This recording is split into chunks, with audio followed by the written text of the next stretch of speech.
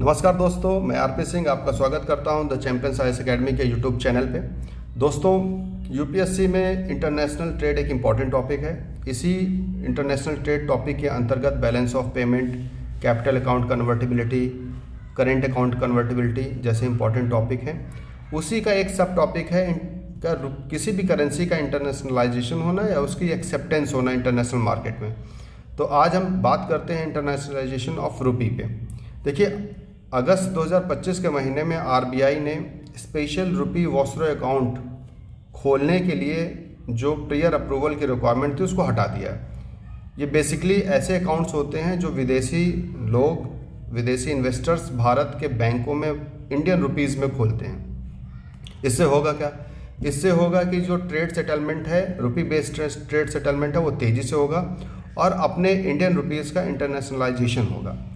Basically अभी आपको मैंने जैसे बताया कि ये वॉस्ट्रो अकाउंट विदेशी इन्वेस्टर्स इंडियन बैंक्स में इंडियन रुपीज़ में खोलते हैं, उसी तरीके से जो नॉस्ट्रो अकाउंट होता है वो इंडियन इन्वेस्टर्स विदेशी बैंकों में विदेशी करेंसीज में खोलते हैं। तो यूपीएससी कई बार आपको इनका बीच में डिस्क्रिमिनेशन दे देगा कि वॉस्ट्रो और नॉस्ट्रो अकाउंट में क्या अंतर है, तो आपको यहाँ पर बेहतर एक समझ विकसित हो गई है।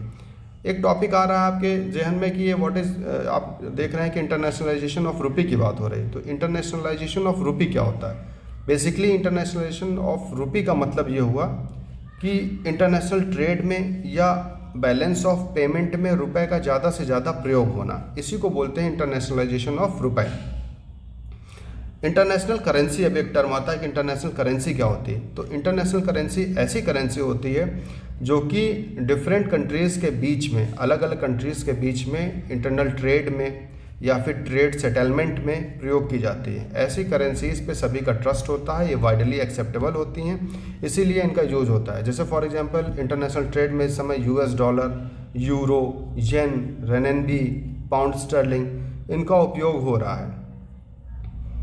इंटरनेशनल करेंसी का रोल क्या होता है? इंटरनेशनल करेंसी का सबसे इम्पॉर्टेंट दो रोल हैं जहां याद रखने की ज़रूरत है। पहला है ये मीडियम ऑफ एक्सचेंज होती है। मीन्स कि अगर आप दो देशों के बीच में कोई ट्रेड हो रहा है या ट्रेड सेटलमेंट हो रहा है तो उसमें as a medium of exchange ये करेंसी काम करती हैं।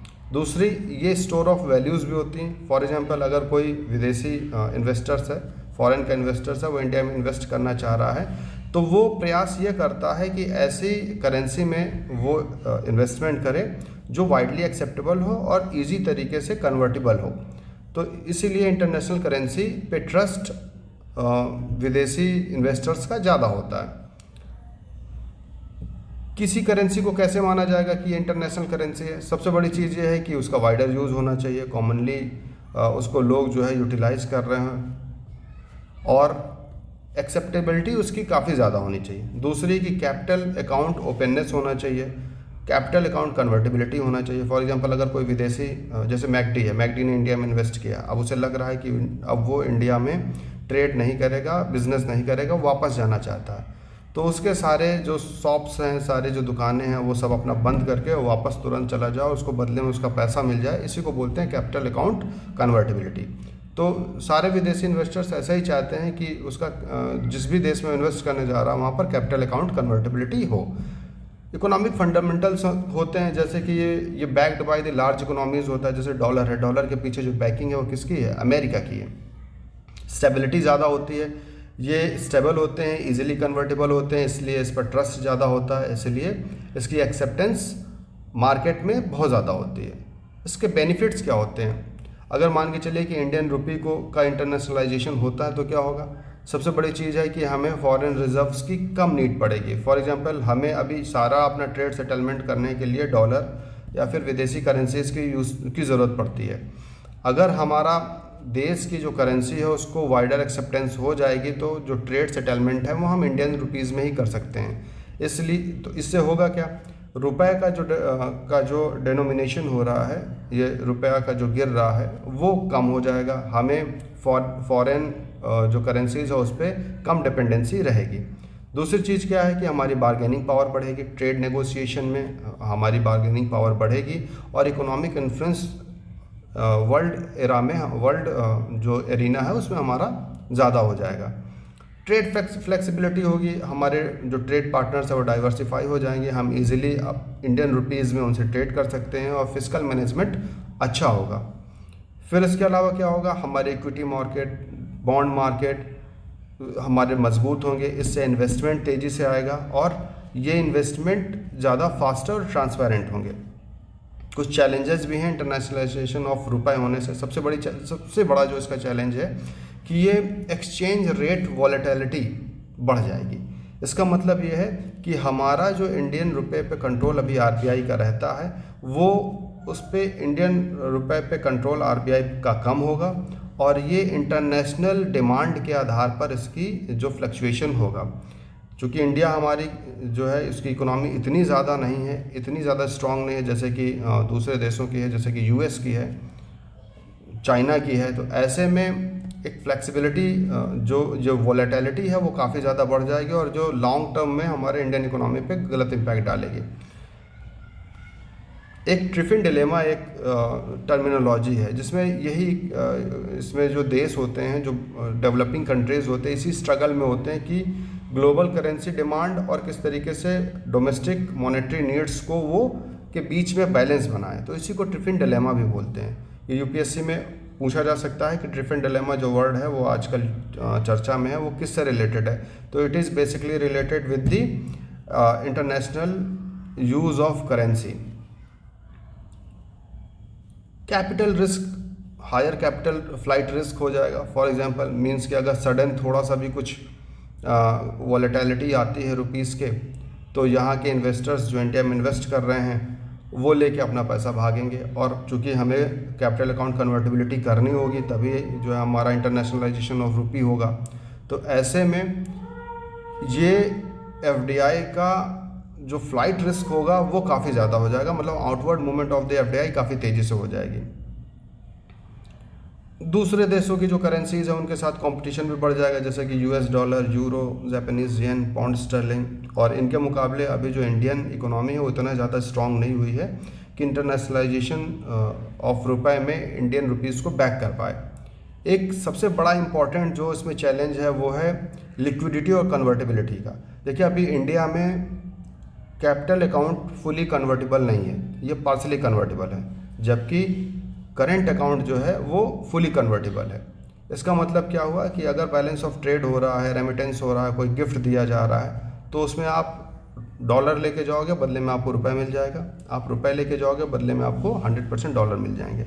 लेकिन कैपिटल अकाउंट का मतलब ये है कि अगर आपने इन्वेस्टमेंट इंडिया में कोई कर रखा है, कोई लैंड खरीद रखा है, कोई बिजनेस में आपका इन्वेस्टमेंट है, आपने लोन दे रखा है, तो आप सोचो कि आपको तत्काल डॉलर के बदले रुपए मिल जाए या रुपए के बदले डॉलर मिल जाए, तो ये पॉसिबल नहीं है, ये पार्सली कन्वर्टिबल है।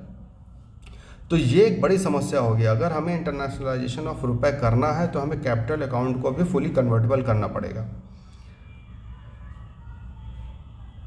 कुछ स्टेप्स लिए गए हैं इंटरनेशनलाइजेशन ऑफ रुपए करने के लिए। सबसे बड़ा जो स्टेप जो लिया गया है वो है इंडियन पेमेंट इंफ्रास्ट्रक्चर, जो अभी इस समय चल रहा है यूपीआई जैसे है, उसको हमने लिंक किया है दूसरे देशों की करेंसीज के साथ, जैसे कि Bhutan, France, Mauritius, Nepal, UAE, Singapore, जिससे कि जो इंडियन रुपीज़ है उसकी एक्सेप्टेंस इन देशों में ज़्यादा से ज़्यादा हो सके। इसी तरीके से एशियन क्लियरिंग यूनियन में आरबीआई ने प्रपोज़ किया है कि इंडियन रुपीज़ को भी एज अ सेटलमेंट करेंसी माना जाए। फिर कई सारे देशों के साथ हमारे बायलैटरल करेंसी स्वैप एग्रीमेंट्स हो रखे हैं, जिसमें से एक इम्पॉर्टेंट श्रीलंका है।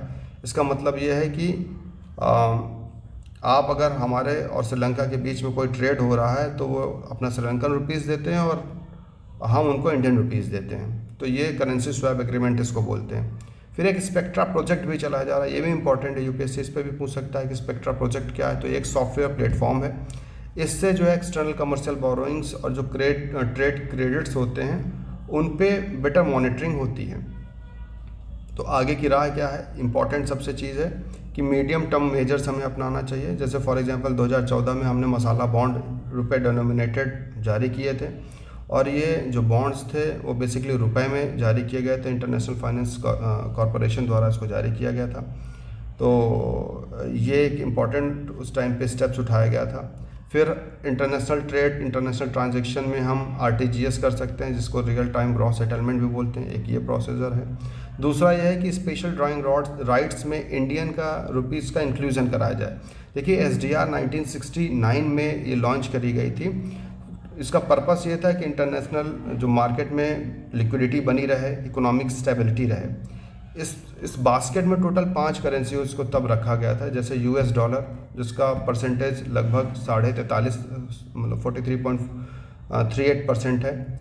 इसी तरीके से यूरो जो लगभग 30% के करीब है। जापानीज़ येन है। चाइना के रेनबी है तीसरे नंबर पे, जिसकी लगभग 12.38% है।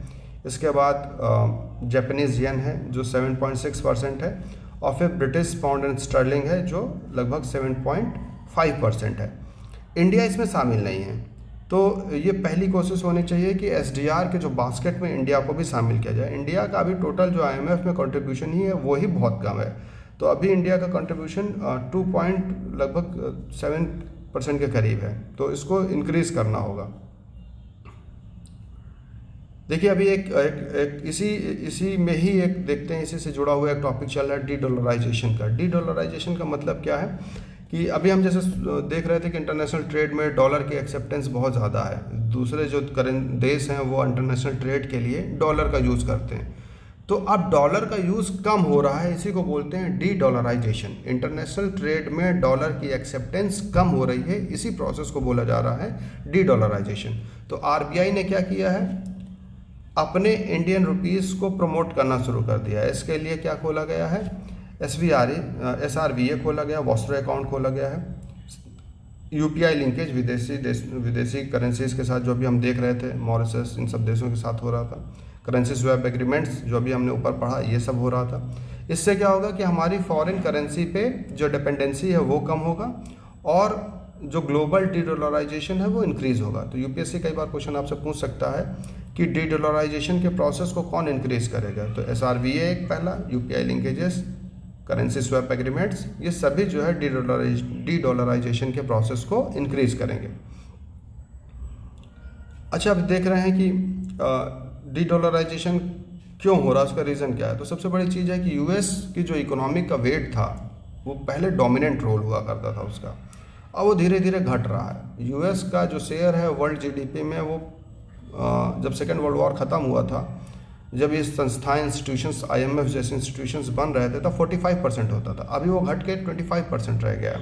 तो इसका मतलब क्या है कि कुल टोटल जो जीडीपी है वो 25% है, जबकि आईएमएफ में यूएस का शेयर कितना है यूएस डॉलर का, 43.38% है। तो मतलब डिसप्रोपोर्शनेटली ये ज़्यादा है, तो इसको कम करना है। दूसरी चीज़ क्या है कि क्रेडिबिलिटी डॉलर की लगातार कम होती जा रही है। जैसे कि 2023 में डेप्ट सीलिंग स्टैंड ऑफ हुआ था, इसके बाद से यूएस की डॉलर पे लोगों का विश्वास कम होता जा रहा है। एक और इम्पॉर्टेंट है कि जो यूएस मॉनेटरी पॉलिसी है उसका स्पिल ओवर इफेक्ट भी है। जैसे कि 2023 में भी बताया आपको कि इंटरेस्ट रेट हाइक कर दिए गए थे, जिससे डॉलर का डिप्रिसिएशन हुआ था। तो स्टेबिलिटी डॉलर की क्या हुई थी, कम हुई थी।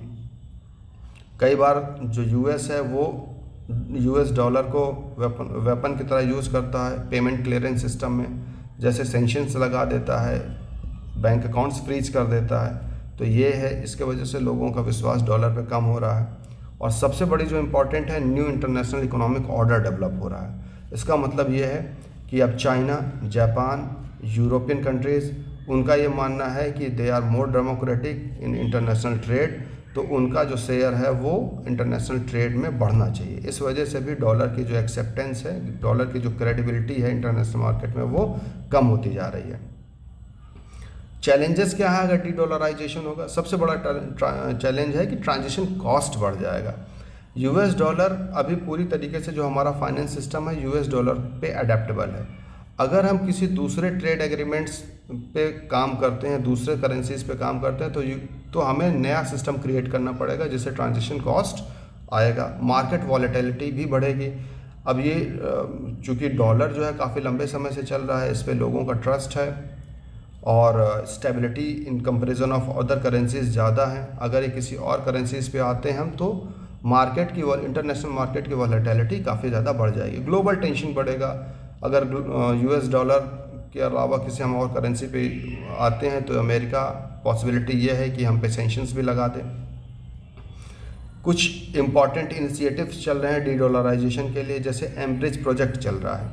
एम्ब्रिज प्रोजेक्ट जो चल रहा है ये CBDC पेमेंट सिस्टम है जिसको बैक किया है चाइना और थाईलैंड ने। तो ये क्रॉस बॉर्डर पेमेंट सिस्टम है, इम्पॉर्टेंट है। क्वेश्चन आ भी सकता है कि एम्ब्रिज प्रोजेक्ट किस लिए लाया जा रहा है। ये डी डॉलराइजेशन के प्रोसेस में लाया जा रहा है और it is backed by the China and Thailand. BRICS payment system एक डेवलप किया गया है, ये भी एक चल रहा है।